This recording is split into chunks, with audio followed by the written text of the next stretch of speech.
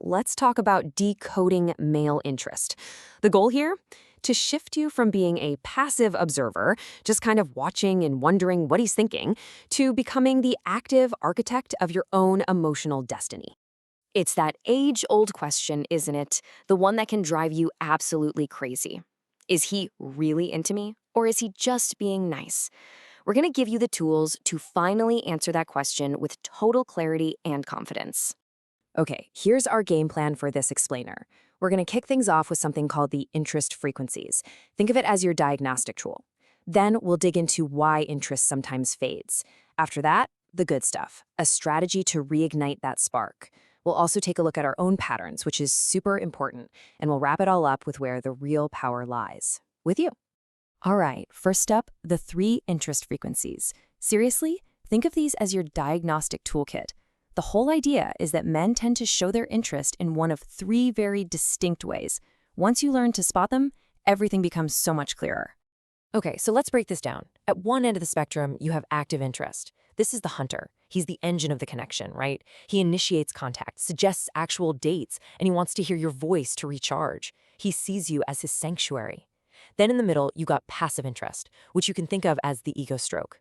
He'll respond if you text, and he'll show up if you organize it. But you're doing all the heavy lifting. The momentum is all on you. And finally, no interest, the silent exit.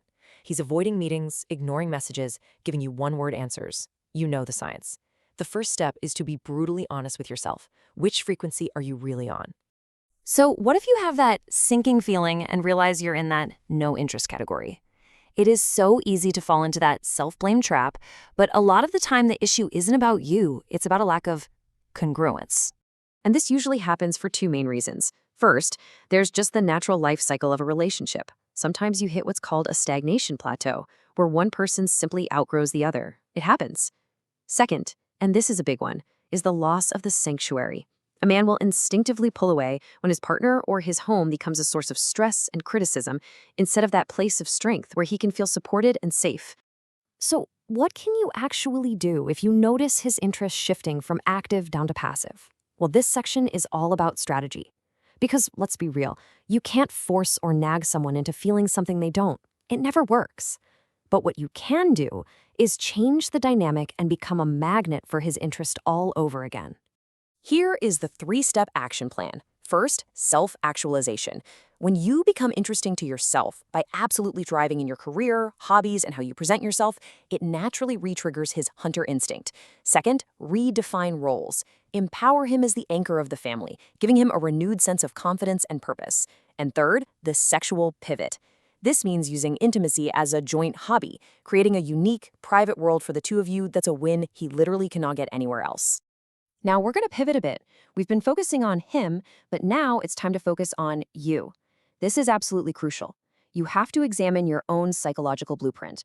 Why are you attracted to the people you are, especially if you find yourself in a pattern, repeatedly drawn to men who show you no interest? And this brings us to a really important psychological concept, the cold father archetype. This is essentially a trauma response. For women who grew up with emotionally unavailable fathers, a man's distance and silence can get subconsciously wired into the brain as what true masculine love feels like. His unavailability feels familiar, and because of that, it feels like a challenge that must be won. This slide just shows the difference so clearly. The trauma response is to chase that uninterested man because his distance feels familiar, like a challenge. But the healthy response? It's finding a man with no interest to be, well, fundamentally unattractive.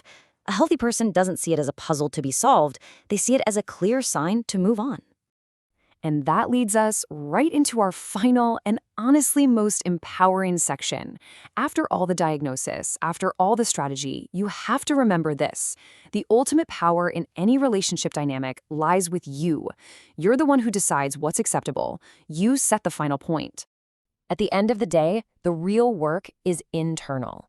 When you understand your own patterns and you become self-actualized, the entire dynamic shifts. You stop reacting and you start choosing. You're no longer waiting around, hoping he'll be interested. You're the one deciding if he is interesting enough for you. And we're going to end on this powerful quote from the source author, Alina Chamberlain. When you lead your life with radiance and independence, you don't just hope for his interest, you command it. It's a complete shift in perspective, from seeking validation to embodying value. And that right there is the ultimate key to mastering your emotional destiny. You can find the electronic version of book She Who Awakens by Alina Chamberlain at wishforlove.org.